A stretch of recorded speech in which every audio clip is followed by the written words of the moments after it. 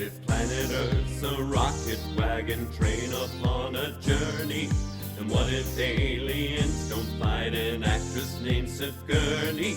We're not a bunch of geeks who live in basements, sleep on futon's, but who wouldn't stream our podcast if we're calling it Space Croutons.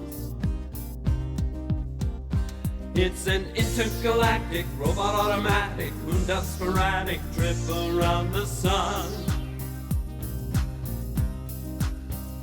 It's a totally terrific, proven scientific, freaking fantastic phaser set to fun. It's Space Croutons. We think Get your spacesuit on. it's pink. We're triple Q, on that you can rely. And once you've tossed your Salad. in your flying saucer It's valid. to add Space Croutons for lunching with Lucy in the sky. With Neil Diamond. Lucy in the sky. I love Neil Diamond. Lucy in the sky. No, not Neil Diamond. With Space Croutons.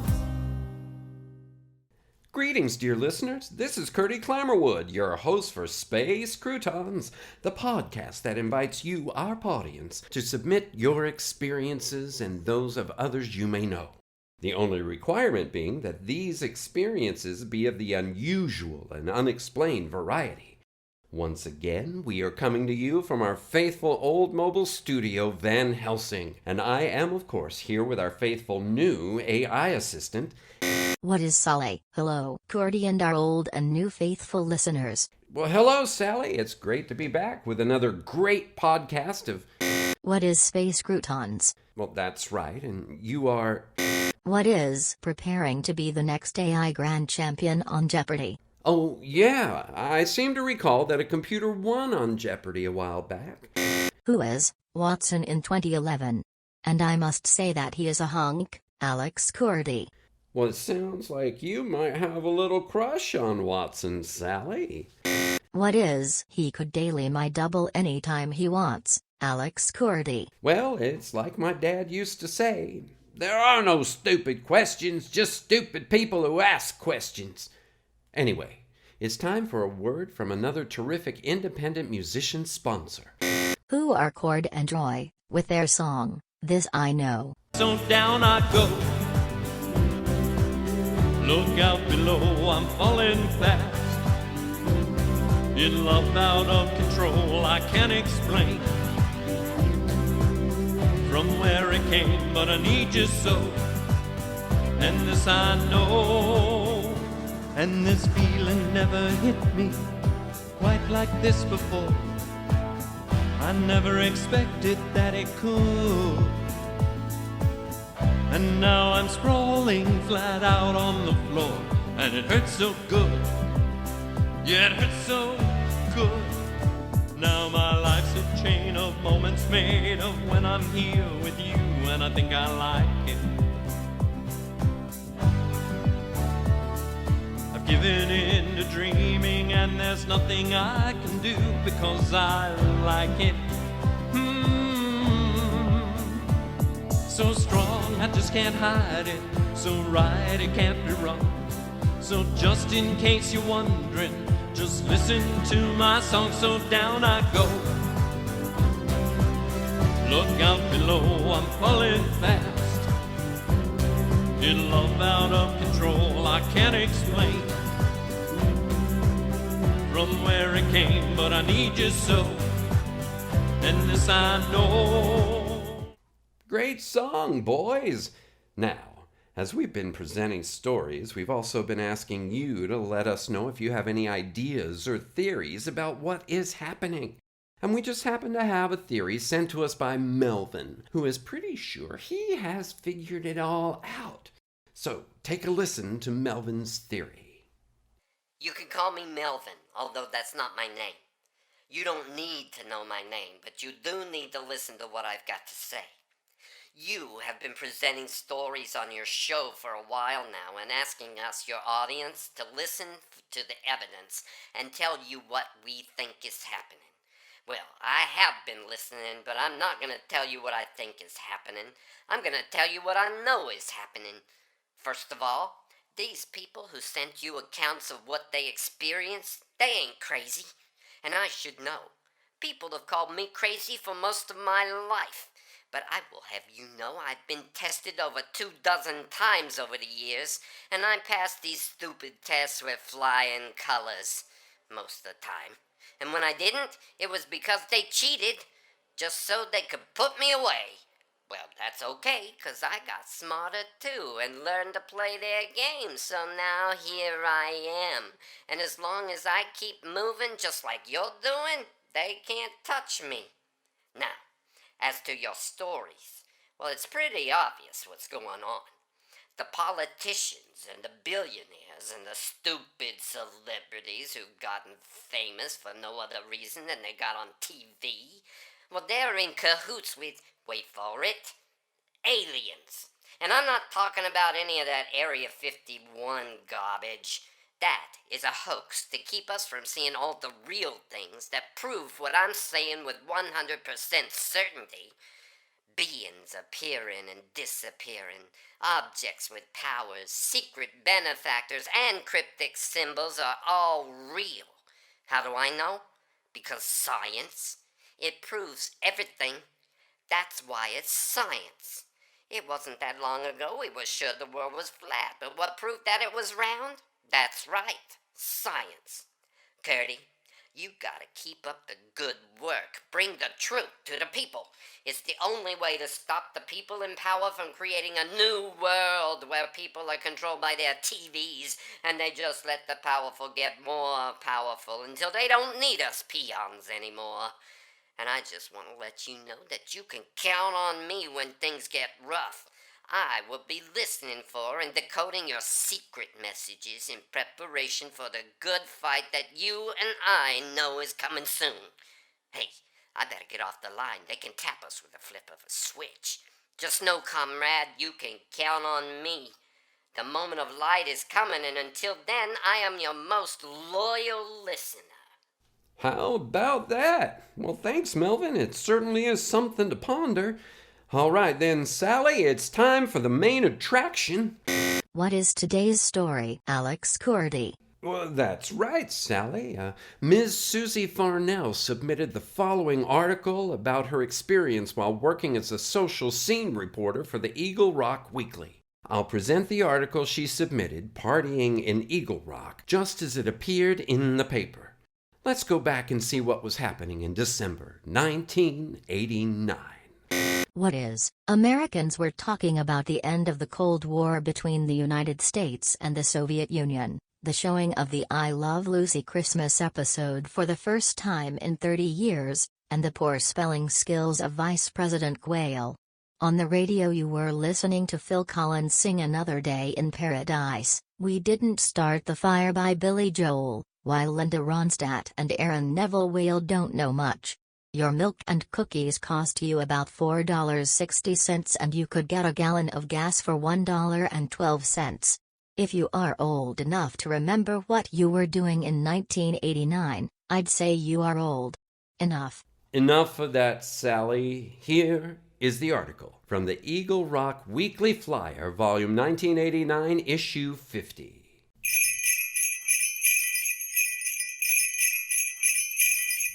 Item: Eagle Rock Community Christmas Party Report. Susie Farnell reporting.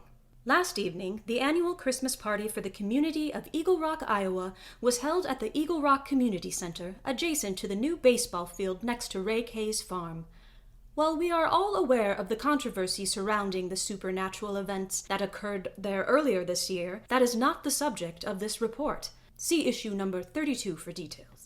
The center was decked out in its Christmas finery with strands of greenery looping over the doorways and around the walls, punctuated by 88 eagle-shaped ornaments in honor of the 88th year of our town's existence.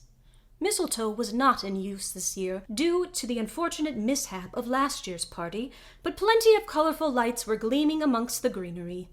Centerpieces on the tables were a lovely blend of poinsettias, white roses, greenery, and candles emitting a subtle balsam scent. All of the decorations were provided by May's Blooming Idiots, found at 188 Main Street in Eagle Rock. The food for the occasion was superlative. The local Hy-Vee deli provided 3 varieties of soup, a lovely creamy corn chowder, a hearty chili, and a light chicken noodle. Desserts, crackers, and soft drinks were provided by the ladies' leagues from the area churches, with Mrs. Natalie Brooks spearheading and organizing their efforts. Eagle Rock's own Baldmen Jazz Trio playing a pleasing mix of Christmas carols and standards. Mayor Kilpack wishes to express her gratitude to all who contributed to the successful evening. As customary for the town's Christmas party, participants were asked to bring a white elephant gift for the gift exchange. The assembled group consisted of 52 convivial, hearty souls who braved the snowy weather and downright cold temperatures of -20 degrees Fahrenheit, bearing their uniquely interesting gifts, each one hoping to be declared winner of the most compelling gift, a rather dubious honor bestowed in the form of a tacky plastic trophy. Mayor Kilpack suggested breaking into suits of 13 people each to facilitate a more timely gift exchange, with the 4 groups being formed by passing around a deck of cards and that way dividing the group randomly based on what suit was drawn. Once each person drew a card, your group was decided. Highly valued numbers were the ace of each suit, followed by the 2, 3, and 4. Reasoning that the ace receives the first pick, but also the last chance to steal any gift once all the presents were unveiled, and the lower numbers of each suit being able to see more of the choices, and thereby having a better selection than the higher numbers. Clubs, hearts, spades, and diamonds were each assigned to a corner of the room, and the game began. As recorder for the event, I surveyed the room, moving from circle to circle to observe the action. It was in the diamond group where an unexpected phenomenon occurred. The person holding the 10 of diamonds unwrapped a box covered in a silvery paper bearing white snowflakes. Inside was found a most unusual gift, an actual white elephant made of carved wood, painted in an ivory color with a clock inserted into the belly of the elephant. The face of the clock was navy blue, and instead of numbers for the hour marks on the face of the clock, there were symbols that in no way gave hint to the numbers they were to represent. The symbols were made to look like constellations against a night sky. Once unwrapped, the elephant spat out a slender piece of paper from its mouth with writing on it. The first slip of paper read, "I am not meant for you. Do not become attached to me." A quick caucus of the diamond group and the rule relating to freezing a gift after 3 steals was suspended, as each person in the group wanted to know what the white elephant would say when held in his or her hands. It was soon apparent that the elephant was some kind of demented fortune cookie, as its paper pronouncements were often comically accurate depending on the current holder of the item. The mayor's secretary, known to wear a cardigan year-round, Mrs. Ingrid Winterbottom, received a note saying, "Put me down, your hands are too cold." Dr. Michael Walker's communication from the elephant said, "Watch it, Doc. I don't have a prostate, so you don't need to examine me there." Next, our beloved volunteer fire chief read out his fortune. "We will just burn that bridge when we come to it." This fortune was followed by, "Perhaps you shouldn't look a gift elephant in the mouth," given to, you may have already guessed it, our one and only town dentist, Dr. Ringer. Someone had gone to great lengths to inject some fun into the evening with this white elephant, or so we thought, until the most bizarre thing happened. The fortunes coming from the gift took a decidedly uncomfortable turn. The next person to touch the elephant was our bank president, Harold Richer. The comment he received was, "You've already stolen a fortune from your neighbors. You don't need one of mine." Everyone was rolling in their chairs, thinking how clever the elephant was. Everyone except Harold, who had turned a shade more closely resembling the evergreen hangings around the room than his natural ruddy face. Mr. Richard shoved the statue into the hands of the woman seated next to him in the circle, Lucy Mudgett, who tried to quickly hand it off, causing the slip of paper with the writing on it to fall to the floor. A brief struggle ensued between Mrs. Mudgett and her neighbor, Hannah Yoder. Mrs. Yoder managed to collect the slip from the floor and read it aloud. "Please don't kill me like you did your first husband back in Grand Rapids." Suddenly, the room fell completely silent, except for a haunting saxophone solo coming from the Baldmen trio. The pleasing balsam-scented candles suddenly seemed much more pungently aggressive. Mrs. Yoder bravely picked up the elephant from the floor beside her folding chair, obviously not wanting anyone to think the previous fortune had been meant for her. The fortune she received was simply this: now there is an elephant in the room. People in the circle began actively shoving the pachyderm statue away from each other until somehow it fell to the floor, shattering into thousands of tiny pieces. Someone swept up the pieces as murmurs of "good riddance" was heard. Gameplay resumed until the very next gift, selected from a silver foil gift bag, was an ivory-colored elephant with a clock in its tummy. A fortune trickled from its mouth and hung suspended in the air. The people in the diamond group in one accord quickly gathered their gifts, their hats, gloves, and coats, clearing the hall immediately, leaving the elephant and the last fortune on the floor. The other circles in the room, spades, clubs, and hearts, finished up the gift exchange, leaving only Mrs. Brooks and her cleanup committee to restore the community center to order. May from Blooming Idiots gave the decorations to the cleanup committee. While the events of this Christmas party were far from normal, we citizens of Eagle Rock are not strangers to the unusual. We are descended from hardy pioneer stock who carved communities from the wilderness regardless of the blistering heat and bitter cold. We are not fazed by adversity or good fortune. We expect both and endure them equally with good grace. Wishing you a Merry Christmas and a most blessed New Year from your Eagle Rock Weekly.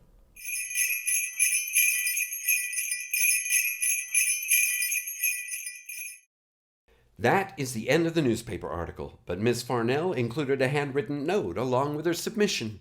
Dear Mr. Clammerwood, it has been just over 30 years since that Christmas party, and the white elephant sits high on a shelf in my closet. I took it home with me after the party, and though I questioned each person who attended the party, no one admitted to bringing this gift. After much public outcry, Mr. Richards' bank was audited in 1990, and he was found to be an embezzler. Even though the evidence was slight, after all, you wouldn't expect a court of law to take the word of an inanimate object, Mrs. Mudgett's first husband was exhumed, and it was determined that he had been poisoned. If you are wondering about the final fortune, it says, "This will change life as we know it." I'm not sure just who that fortune was meant for, but life certainly changed dramatically for Harold and Lucy. I have never had the courage to handle the elephant statue with my bare hands, but I cannot bring myself to get rid of it. It may not be possible to destroy the thing, but I'm hoping you know what should be done with it and will advise me. Sincerely, Susie Farnell. And so it goes. Well, what do you folks out there think about the elephant in the closet? What should she do with it? And just how do you explain the fortunes for the unfortunate partygoers? Here's hoping that someone out there has some answers to these and all the other questions we've posed so far on our show. Sally, any thoughts? I'll take all pachydermed and ready to go for $200. Alex Cordy. I bet you will, Sally. And we are ready to go too, folks.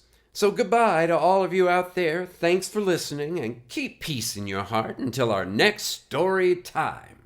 What is how we say goodbye on Space Croutons? We're not a bunch of geeks who live in basements, sleep on futons, but who wouldn't stream our podcast if we're calling it Space Croutons. It's an intergalactic, robot automatic, moon dust sporadic trip around the sun. It's a totally terrific, proven scientific, freaking fantastic phaser set to fun. It's Space Croutons. We think Get your spacesuit on. it's pink. We're triple cute. On that you can rely. And once you've tossed your in Salad. your flying saucer It's valid. to add Space Croutons for lunching with Lucy in the sky. With Neil Diamond. Lucy in the sky. I love Neil Diamond. Lucy in the sky. No, not Neil Diamond. With Space Croutons. Space Croutons is a work of original fiction. Similarities to persons, situations, or events, real or fictional, is coincidental and unintentional. Created and written by Jerry, Jace, John, Della, and Jeff Goodson. Episode 11 story by Della. Recording and production by Jeff. Original music by Jeff. Featuring the voice talents of Jackie Olson, Jeff, and Sally. Entire work copyright 2020 by Jeff, John, Jerry, Della, and Jace Goodson. This has been a Good Witch audio production.